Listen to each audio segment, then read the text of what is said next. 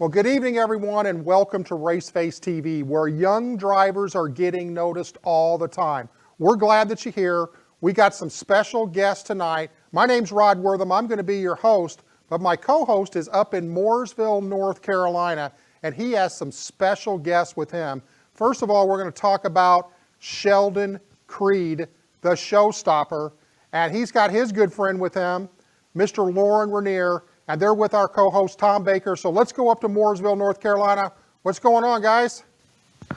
Good to see you, Rod. Good to be back together on another Wednesday for another episode of Raceface TV, and happy to have a couple of really special guests in the room. Absolutely. I'm going to tell you what, I've been keeping track of Sheldon very closely here over the last 4 months, and I'm just trying to figure out if there's something out there with four wheels that he doesn't drive and race.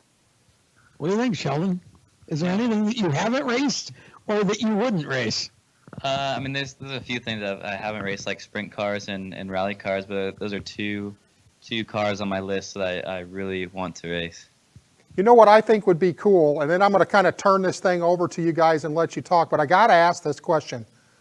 How cool would it be to have a ride-along in one of the stadium trucks?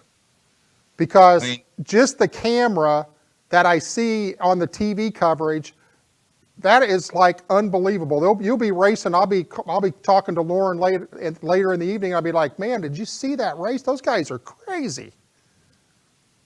Yeah, from an outside person that's come in and gets a ride, they really can't believe what the little trucks can do. They look small. It's the size of a Ford Ranger is what it really is, and tons of travel, and they can do some pretty amazing things with how they jump and lean and squat in the corners. And I think people will get more of an impression that come from asphalt racing that really don't see the big travel numbers. They don't see the three-wheeling, all that. So when they get in the cars, they really they kind of freak out quite a bit. You'll get out and they'll be shaking and stuff from the adrenaline. But I don't know, if us off-road guys really are normal to it, and that's kind of like our lives is jumping high and all that stuff. So, I definitely get some good impressions out of people that get in them.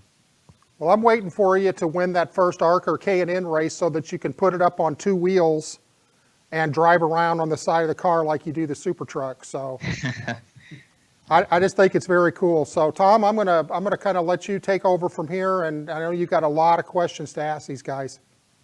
Well, I'd like to first have you talk about your background a little bit, Sheldon. How does one get started in that series, and what's your background with the sport in general? Yeah, I started with BMX bikes back when I was about 4 years old. I started riding a bike when I was like 3. I was just sitting in the driveway, and I'm just riding around. My dad was working in the garage. I was like, hey, Dad, take off my training wheels. I'm ready for this.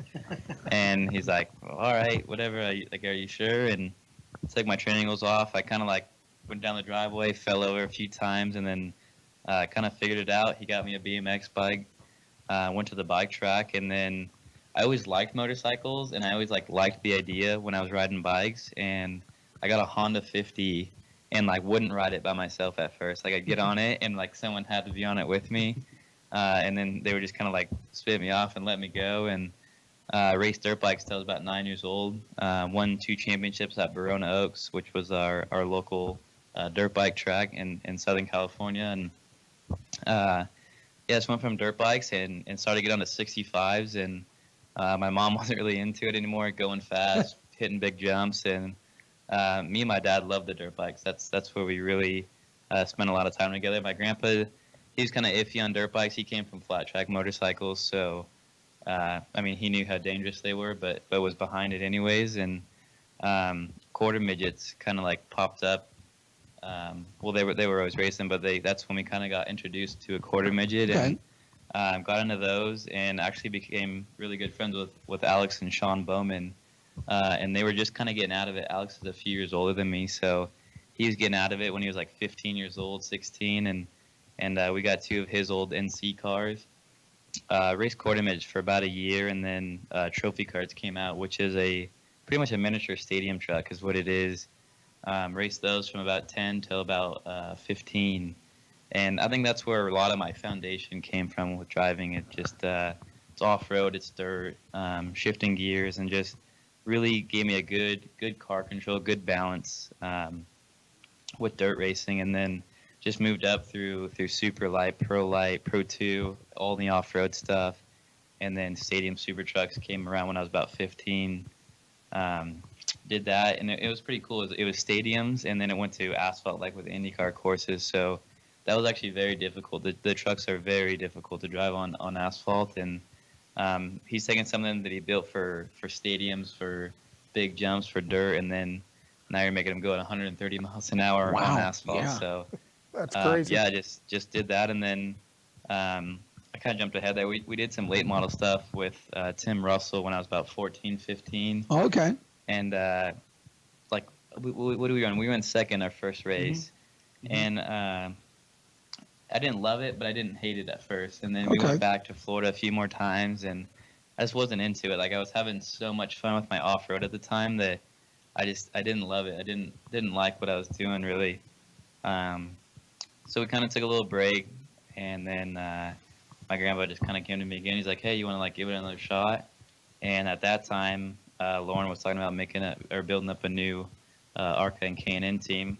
So there was talks about it, and I had the idea, and then ran some ARCA races last year with Lyra, which wasn't great at all. I mean, we ran okay here and there, and I think this year is really when I've gotten into the asphalt racing. I've really started to like it. We're in good equipment, we run good, but just haven't put it all together yet. Rod, youngest driver at 18 to win Dakar 2016. That's quite an accomplishment, along with X Games gold medalist. Talk about that just real quick. Yeah, Dakar, I didn't win, actually. I got disqualified from Dakar. But, Oh, you're the youngest driver to race in. Yeah, I ran Dakar. That was actually... I read too much into the notes there. That's probably one of the coolest events I've been to, one of the coolest races, like the format and all that stuff that I've been to.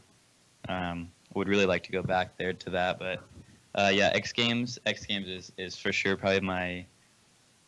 I don't know how you want to say. I don't want to say like my biggest win, but just like for a cool factor, like say I got a gold medal, that's a very cool one. And man, I was just on game that day. I was just on point all day long, and yeah, brought home the gold medal. Wow, that's spectacular. Rod, we got some real accomplishments that we're looking forward to. We've already done some things this season, I think. Lorin,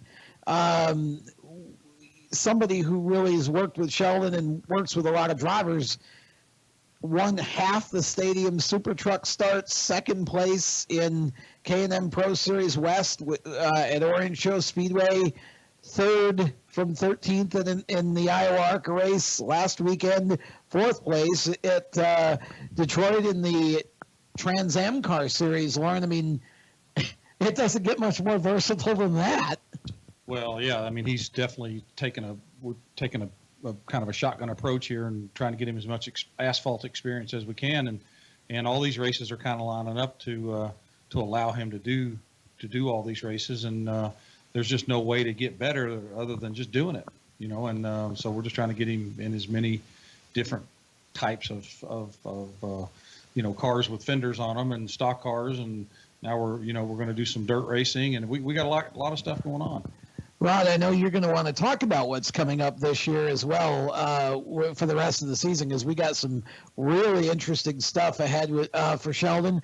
But I'm curious. I don't know of another driver who has run more different types of cars and more different types of situations than what I'm seeing here with Sheldon. You've got to be kind of looking at Sheldon as somebody who's been around NASCAR a long time and just kind of like, wow, how do you accumulate all of this, you know, before you're even 21 or 22 years old? To me, it's amazing.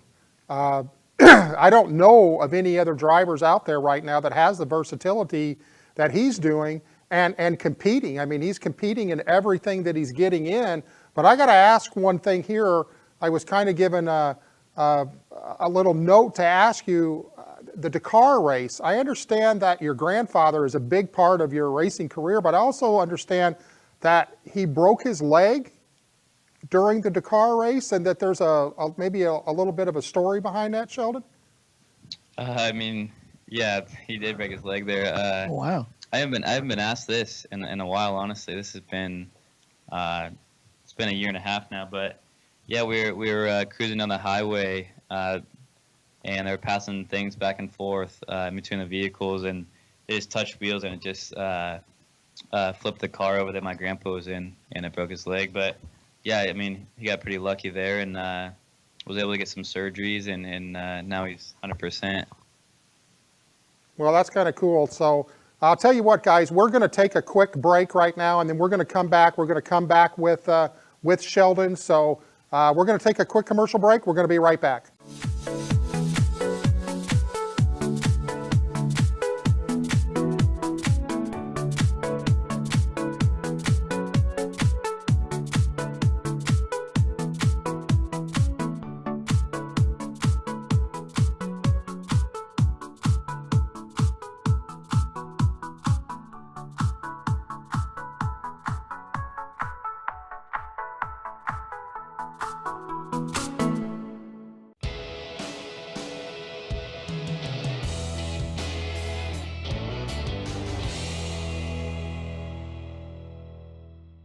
We have a simple mission: build champions.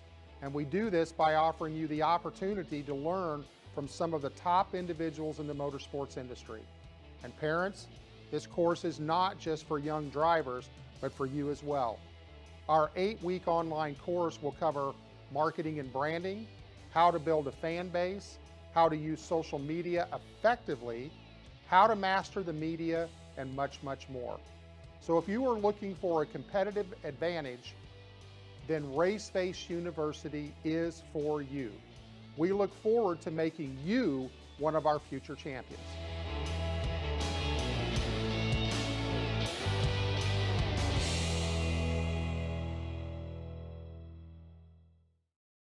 Welcome to Raceface Brand Development. You might be asking, what is Raceface Brand Development? We are all about helping young drivers get noticed while creating a brand. If your branding isn't part of your strategy and you're looking for a competitive advantage in the marketplace, I encourage you to reach out to us at Raceface Brand Development and let us provide you a free consultation on how we can help further your driver's career.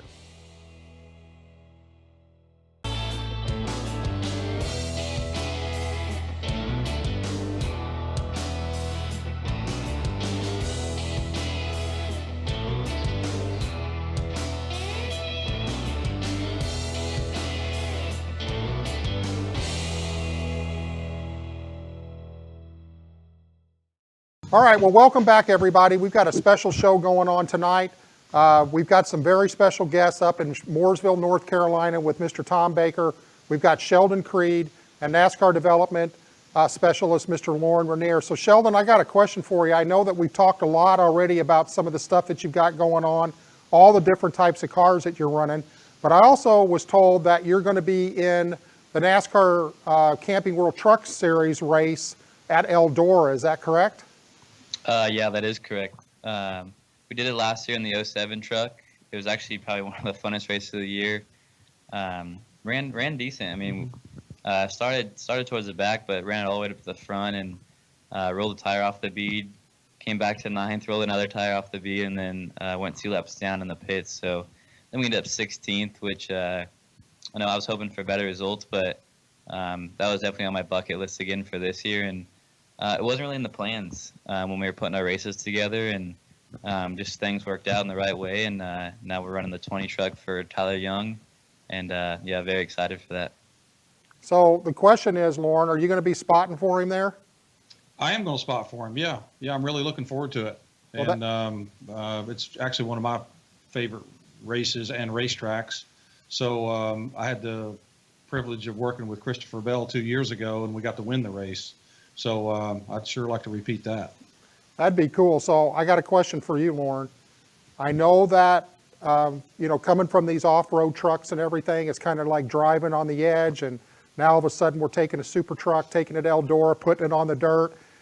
Is there a bet on how many times that we're going to hit the right side of the truck against the guardrail or the wall around there? I don't think there's a bet. I think that's just part of. I think that's part of the process. I think that's just what, if you're going to be fast, you're going to be up against a fence. So if you don't get it a few times, you're not running hard enough. So I think that's part of it. I think the team is fully, prepared for that to happen. And so, it's just a matter, do you hit it too hard or, have too much of an issue?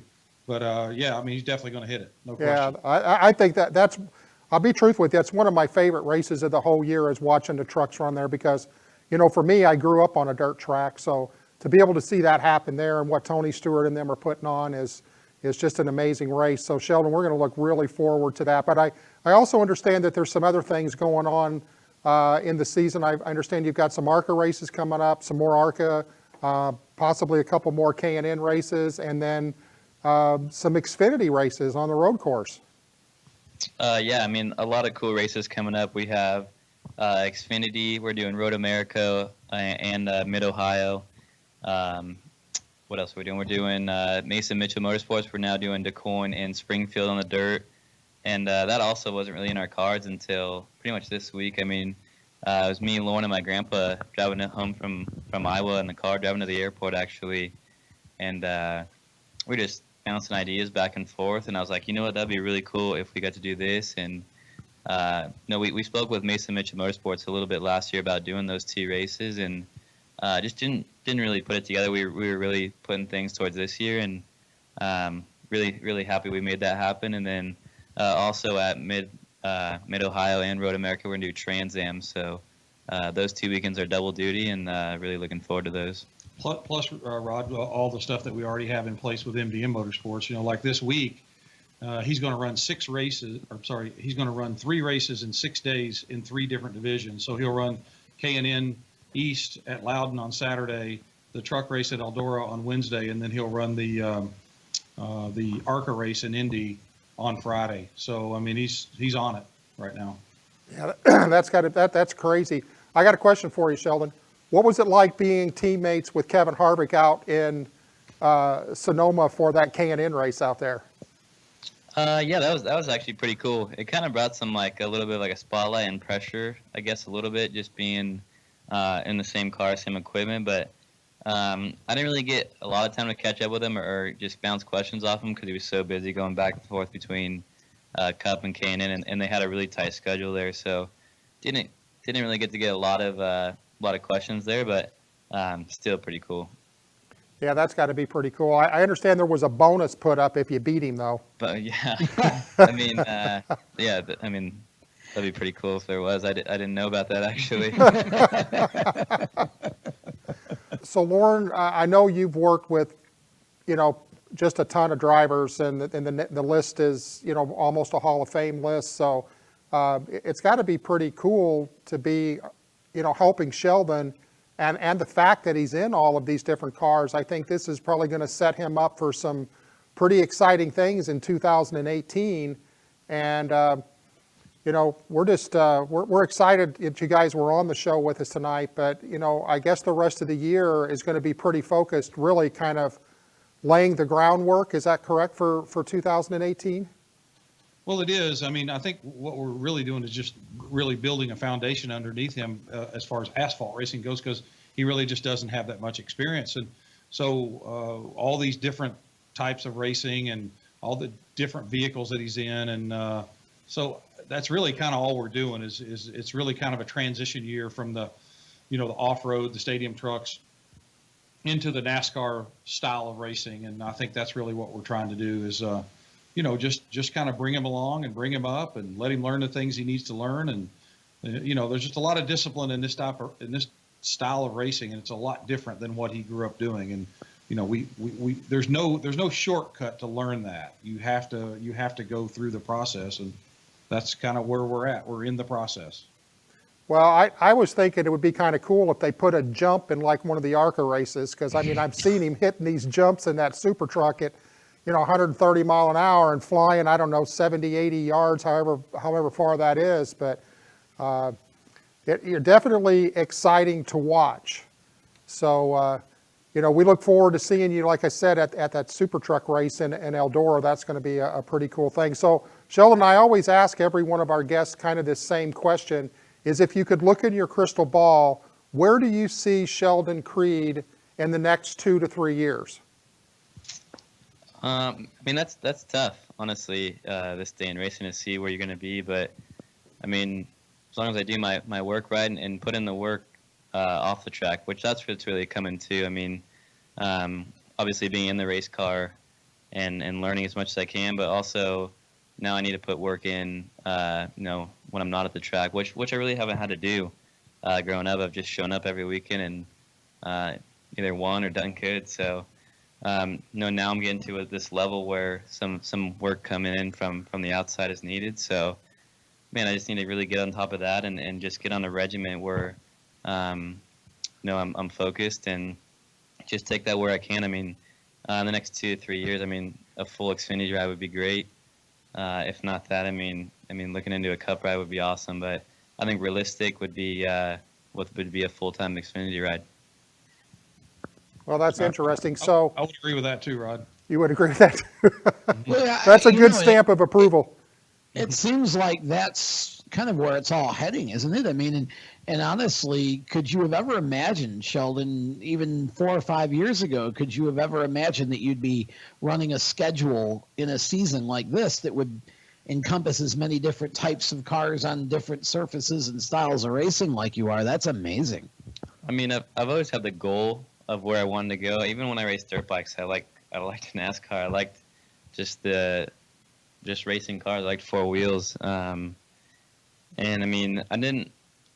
When you're a kid looking at it, you're like, oh, that's cool, race a race car every weekend. But then when you're doing it, it doesn't seem, because it doesn't seem real when you're little. But when you're doing it, it's way more than what people see on the outside. There's so much more that goes into it. It's a lot harder than everyone thinks. And I mean, I didn't think it would be how it is right now. I thought it would come a lot easier, but no, easy things don't come without work. So just going to work on that and just keep doing what we're doing. Kind of look back at the end of the season over the winter sometime and go, wow, I can't believe I did all that in a year. Yeah, I mean, today I saw something that said 28 races this year in 52 weeks. So that's pretty amazing. I mean, A lot of racing. that's every other weekend, which say, oh, every other weekend you're racing, but no, it's a lot more than that. By the time you throw in test days and travel days, I mean, I think in the last six months, I probably, in between school, work, and racing, I probably slept in my bed for maybe 15 nights of that. So wow, it's a lot, and I don't know, gotta be careful what you wish for, and I'm glad I wished for this. And the unique thing that I'm seeing is it's 28 races, but that's with 10 different teams. Is that correct? Yeah, I believe so. something, yeah. 10 Yeah, different it's, teams is what I was seeing. So anyway, Sheldon, do you want to give a shout out to any of your sponsors? Yeah, I mean, United Rentals is come on board this year. AM Ortega has always been great. That's it's our family construction company. RTL, Oakley Sunglasses came on, hooked it up with some sunglasses. Sparka's down me in with some new suits, Bell helmets. Just getting a good foundation. Just trying to plan things out for next year, and just working on some new things, some other things. Just trying to hit a different market. It's hard. And we have people working on that, and yeah, my whole family's always been behind me, so they're huge. And Lorin's been great all year long. My dad's pretty much spotted for me just since I really started racing 4 wheels. So I usually don't like a lot of chit chat, nothing on the radio, and Lorin's probably been my favorite spotter so far yet. So it's been great. That's a good answer. Really. Yeah. Wait a minute now. Are you saying that he doesn't say much from the spotter stand? Because I've listened to a lot of races, and I'm not sure that I would agree with that statement. Yeah, there's you get spotters that they don't get off the radio. They try to drive the car for you, and that would drive me nuts. And Lorin just gives the information you need. When cars are around you, where you need to pick time up, lap times, just gives you the information that you really need. I mean, there's a lot of spotters that'll give you stuff so you don't need to know where to hit the gas, where to turn. Which, I mean, there's always tips to be thrown in that are helpful, but yeah, I mean, you really gotta let the driver do what he's doing, and you can't just be talking in his ear the whole time. So it's good. Well, I know this too for everybody watching. Sheldon has a massive following on Instagram, so go out there, search him out on Instagram, go check him out on Facebook. I happen to know that he's got a brand new website that's going to be out here in the next few weeks. That's going to be hot. And he's also got a mobile app coming your way too. So we get that information. We'll be posting that on our Raceface Facebook page. So we'll keep all of you guys up to date for all of you Sheldon Creed fans. So Sheldon, I want to thank you for coming on the show. Lorin, thank you for being here too. Tom, thanks as always. And we're gonna be back here next Wednesday night at 8 o'clock with some new guests. Again, you can view us always on racefacetv.com. We're asking you to go to our Raceface Facebook page. Make sure to like our page, share it with your friends. And for you young racers that are watching, we're real close to launching Raceface University. So check it out, racefaceuniversity.com. For all of you that are not going to be participating in the university, if you need anything done, you can go to Raceface Brand Development. Check us out there too. Again, I want to thank all of you for being with us tonight. What a great show. Sheldon Creed, Lorin Ranier, Tom Baker. It doesn't get any better than that. We'll see all of you back here next Wednesday night. And as always, we encourage you to go out and support your local racetrack. Everybody have a good week. We'll see you soon.